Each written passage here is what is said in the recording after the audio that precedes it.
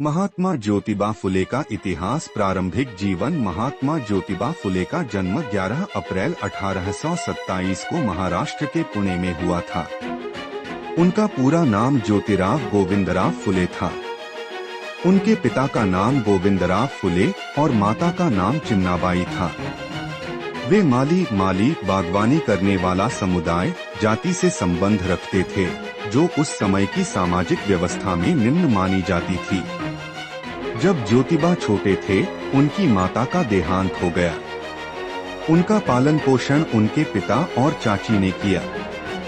शुरुआत में उन्हें विद्यालय भेजा गया, लेकिन जातिगत भेदभाव के कारण पढ़ाई छोड़नी पड़ी। बाद में स्कॉटिश मिशन स्कूल पुणे में पढ़ाई पूरी की। शिक्षा और वैचारिक विकास। स्कूल में पढ़ाई के दौरान ज्योतिबा ने देखा कि समाज में ऊंच नीच का गहरा भेदभाव है। ब्राह्मण जाति के लोग शिक्षा और सत्ता पर कब्जा जमाए हुए थे, जबकि निम्न जातियों को शिक्षा से वंचित रखा गया था। इसी अनुभव ने उनके मन में सामाजिक सुधार की आग जलाई। अमेरिका के क्रांतिकारी विचारकों और फ्रांसीसी क्रांति से भी वे बहुत प्रभावित हुए।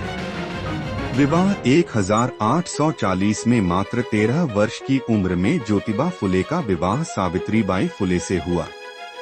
सावित्रीबाई ने भी शिक्षा और महिलाओं के उत्थान में महत्वपूर्ण योगदान दिया। महात्मा फुले ने सावित्रीबाई को पढ़ाया और उन्हें एक शिक्षिका बनाया। समाज सुधारक के रूप में कार्य। एक शिक्षा का प्रसार। ज्योतिबा फुले ने शिक्षा को सामाजिक परिवर्तन का सबसे बड़ा माध्यम माना। 1848 में उन्होंने पुणे में लड़कियों के लिए पहला स्कूल खोला। उनकी पत्नी सावित्रीबाई फुले भारत की पहली महिला शिक्षिका बनी। उन्होंने निम्न जातियों और अछूतों के लिए भी स्कूल खोले। 2. सत्यशोधक समाज की स्थापना। 1873 में ज्योतिबा फुले ने सत्यशोधक समाज, सत्य की खोज करने वाला समाज की स्थापना की। इस समाज का उद्देश्य था जाति व्यवस्था का खंडन करना, शिक्षा का प्रसार करना, विधवाओं का पुनर्विवाह कराना, स्त्रियों की स्थिति सुधारना, अंधविश्वास और पाखंड का विरोध करना। सत्यशोधक समाज के माध्यम से फुले ने समाज के वंचित तबके को संगठित किया और सामाजिक समानता का प्रचार किया। मुख्य विचारधारा। सभी मनुष्य समान हैं। जाति और धर्म के नाम पर भेदभाव करना पाप है। शिक्षा सबका जन्मसिद्ध अधिकार है। महिलाओं को पुरुषों के समान अधिकार मिलने चाहिए। सामाजिक बुराइयों को शिक्षा और जागरूकता से दूर किया जा सकता है। प्रमुख रचनाएं। महात्मा फुले एक लेखक भी थे। उनकी कुछ प्रसिद्ध रचनाएं: तृतीय रत्न नाटक, किसान का कोड़ा, शेतकर्याचा असूड, गुलामगिरी, सार्वजनिक सत्य धर्म, सार्वजनिक सत्याधर्मा। गुलामगिरी में उन्होंने भारतीय समाज की जातिगत गुलामी पर करारा प्रहार किया। उन्होंने अमेरिका में हुए गुलामों की आजादी के आंदोलन से भी प्रेरणा ली। महिलाओं के अधिकार। महिलाओं की शिक्षा के लिए फुले दंपति ने अभूतपूर्व कार्य किए। विधवा विवाह को बढ़ावा दिया। बाल विवाह का विरोध किया।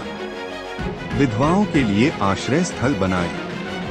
स्त्री शिक्षा के महत्व को प्रतिपादित किया। उन्होंने यह स्पष्ट कहा कि समाज का विकास तभी संभव है जब स्त्रियां शिक्षित और स्वतंत्र होंगी। किसानों के अधिकार। फुले ने किसानों की समस्याओं को भी प्रमुखता से उठाया।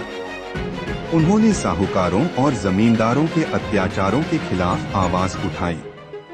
शेतकर्याचा असूड, किसान का कोड़ा में किसानों के शोषण का मार्मिक चित्रण किया। अंतिम समय। महात्मा फुले ने अपने जीवन का अंतिम समय भी सामाजिक कार्यों में बिताया। 28 नवंबर 1890 को पुणे में उनका निधन हो गया।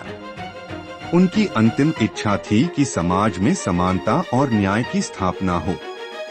महात्मा ज्योतिबा फुले। विचारों का विस्तार। जाति प्रथा के खिलाफ संघर्ष। ज्योतिबा फुले ने जातिवादी व्यवस्था को भारत के पतन का मुख्य कारण माना। वे मानते थे कि ब्राह्मणवादी सोच ने भारतीय समाज को विभाजित कर दिया और निचली जातियों को शोषण और दास्ता में डाल दिया। उनके विचार: कोई भी जाति जन्म से श्रेष्ठ नहीं होती। धर्म का असली उद्देश्य मानव सेवा है, न कि ऊंच नीच पैदा करना। ब्राह्मण धर्म ग्रंथों को उन्होंने सामाजिक शोषण का माध्यम बताया। उन्होंने वेदों, पुराणों और शास्त्रों में लिखी ऊंच नीच की धारणाओं का खुलकर विरोध किया। उन्होंने एक नारा दिया था, शिक्षा सबके लिए, समानता सबके लिए। सत्यशोधक समाज की गतिविधियां। सत्यशोधक समाज ने कई महत्वपूर्ण कार्यक्रम आयोजित किए। जाति और धर्म के भेदभाव के बिना विवाह मुक्ति भोजन कार्यक्रम, शिक्षा अभियान, सामाजिक सम्मेलन। शिक्षा में योगदान। महात्मा फुले का मानना था कि शिक्षा ही गुलामी की जंजीरों को तोड़ सकती है।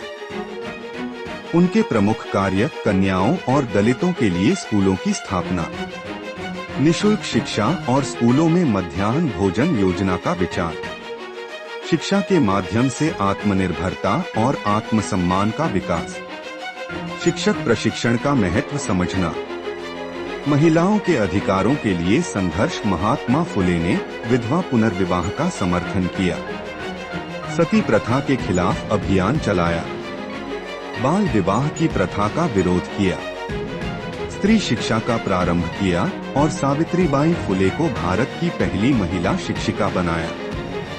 शेतत्याचा असूड, किसानों की दुर्दशा। महात्मा फुले ने शेतत्याचा असूड नामक पुस्तक में जमींदारों और साहूकारों के अत्याचारों का वर्णन किया। किसानों के अधिकारों की रक्षा के लिए सरकार से सुधारों की मांग की। यह बताया कि किस तरह किसान शोषण की चक्की में पिस रहे हैं। महात्मा फुले का व्यापक प्रभाव। महात्मा फुले का प्रभाव पूरे भारत में सामाजिक सुधार आंदोलनों के लिए एक प्रेरणा बना। उनकी शिक्षाओं से प्रेरित होकर डॉ. भीमराव अंबेडकर ने दलित आंदोलन को दिशा दी। पेरियार रामासामी ने दक्षिण भारत में समानता के लिए आंदोलन किया। राम मनोहर लोहिया ने समाजवादी आंदोलनों को प्रेरित किया। आलोचनाएं और चुनौतियां। उच्च जाति के लोगों ने उन्हें धर्म विरोधी करार दिया। उन्हें शारीरिक और मानसिक प्रताड़नाओं का सामना करना पड़ा।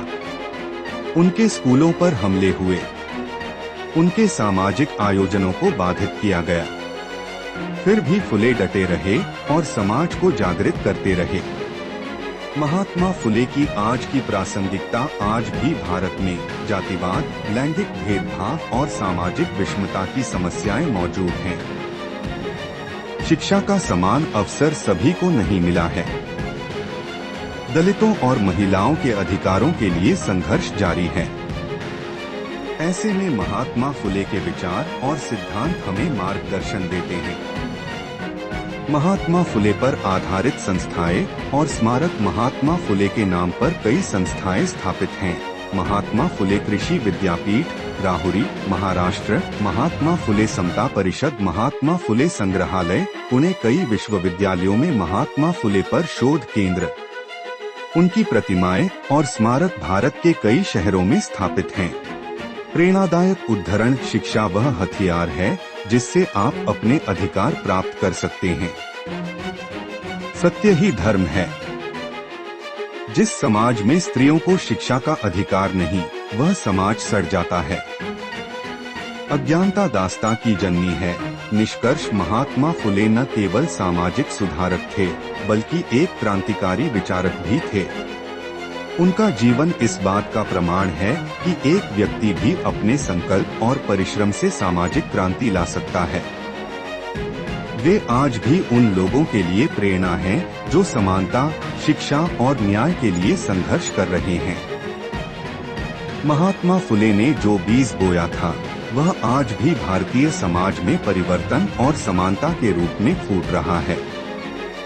उनकी शिक्षा, उनके आंदोलन और उनके विचार आने वाली पीढ़ियों का मार्गदर्शन करते रहेंगे।